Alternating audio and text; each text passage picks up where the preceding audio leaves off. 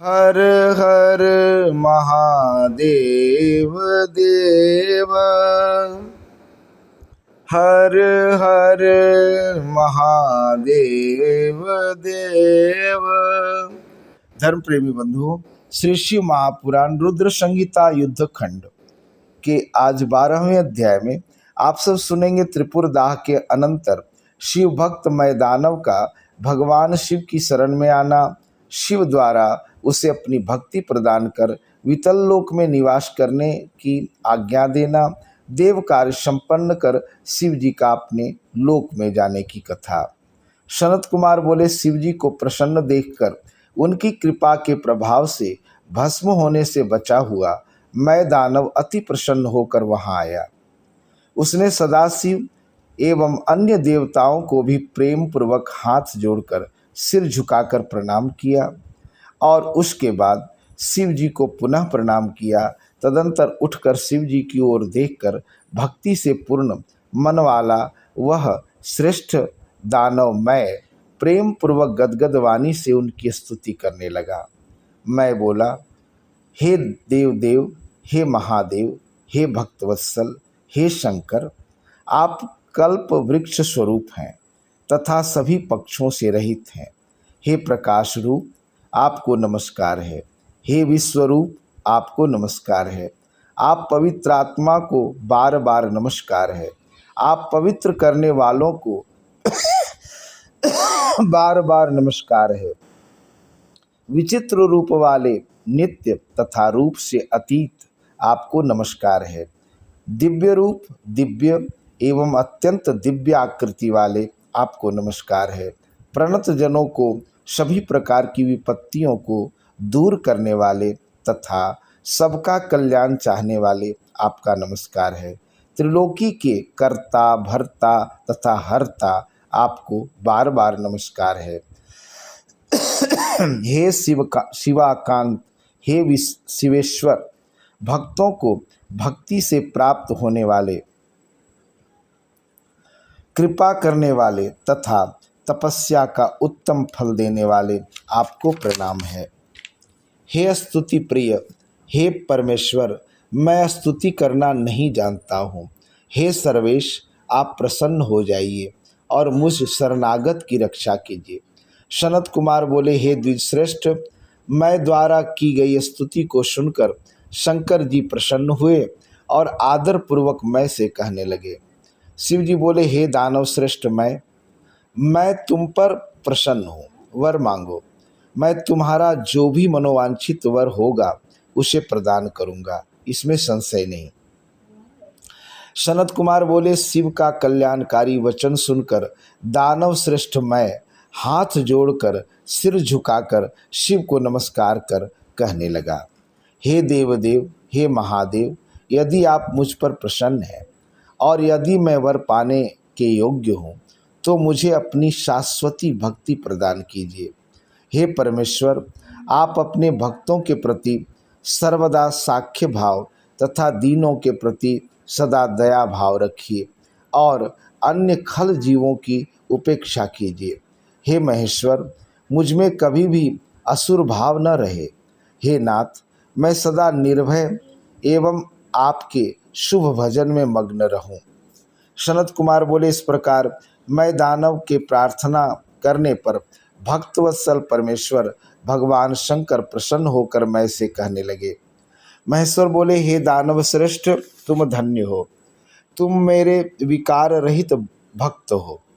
इस समय जो भी तुम्हारे अभीष्ट वर हैं उन सब को मैंने तुम्हें दे दिया। तुम मेरी आज्ञा से अपने परिवार सहित स्वर्गलोक से भी मनोहर वितल लोक को जाओ और भक्ति युक्त तथा निर्भय होकर वहाँ रहो। मेरी आज्ञा से तुम्हारे चित्त में कभी भी असुर भाव उत्पन्न नहीं होगा। सनत कुमार बोले, हे व्यास, इसके बाद शिव जी की आज्ञा सिरोधार्य कर उनको तथा देवताओं को भी प्रणाम कर वह वितल लोक को चला गया।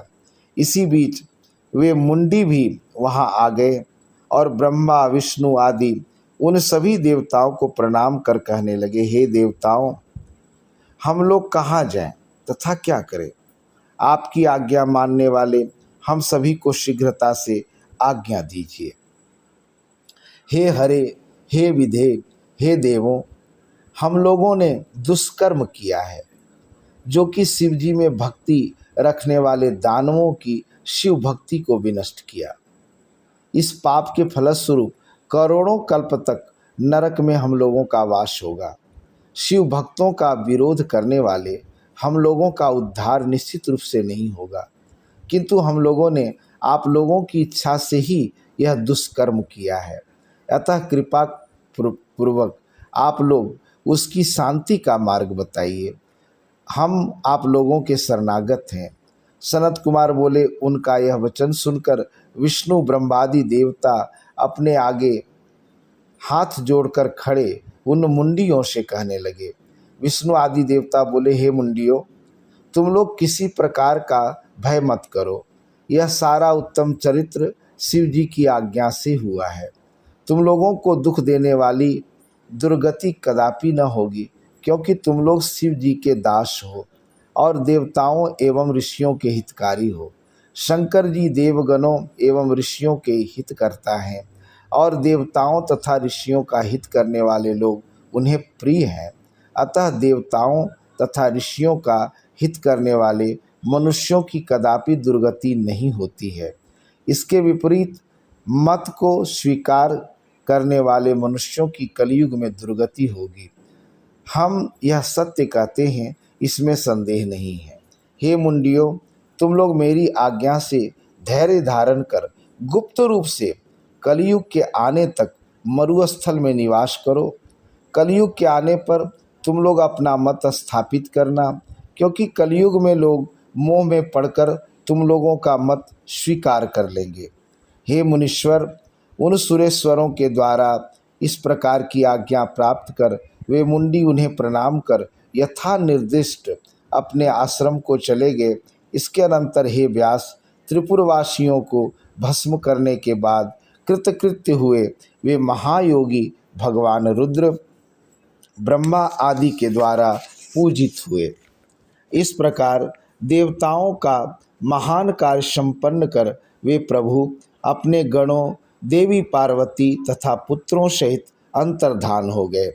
तदंतर परिवार सहित महादेव शंकर के अंतर्धान हो जाने पर धनुष्वान, रथ आदि सहित समस्त सामग्री विलुप्त हो गई।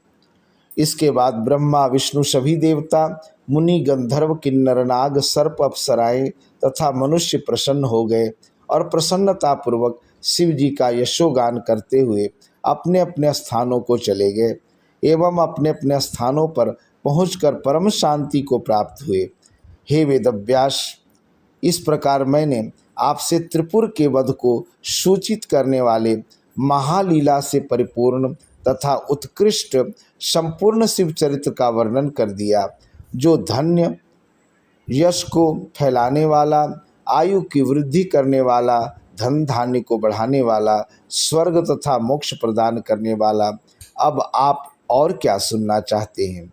जो इस उत्तम वृत्तांत को सदा पढ़ता है तथा सुनता है, वह इस लोक में संपूर्ण सुखों को भोग कर अंत में मुक्ति प्राप्त करता है।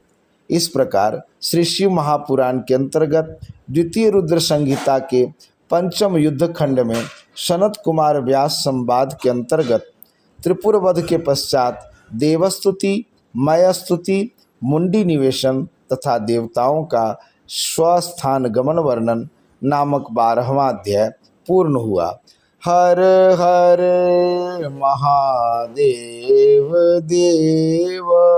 ये था 12वां अध्याय और कल 13वें अध्याय में आप सब सुनेंगे बृहस्पति तथा इंद्र का शिव दर्शन के लिए कैलाश की ओर प्रस्थान, सर्वज्ञ शिव का उनकी परीक्षा लेने के लिए दिगंबर जटाधारी रूप धारण कर मार्ग रोकना, क्रुद्ध इंद्र द्वारा उन पर वज्र प्रहार की चेष्टा, शंकर द्वारा उनकी भुजा को स्तंभित कर देना, बृहस्पति द्वारा उनकी स्तुति, शिव का प्रसन्न होना और अपनी नेत्राग्नि को क्षार समुद्र में फेंकने की कथा। आज के लिए इतना ही। धन्यवाद।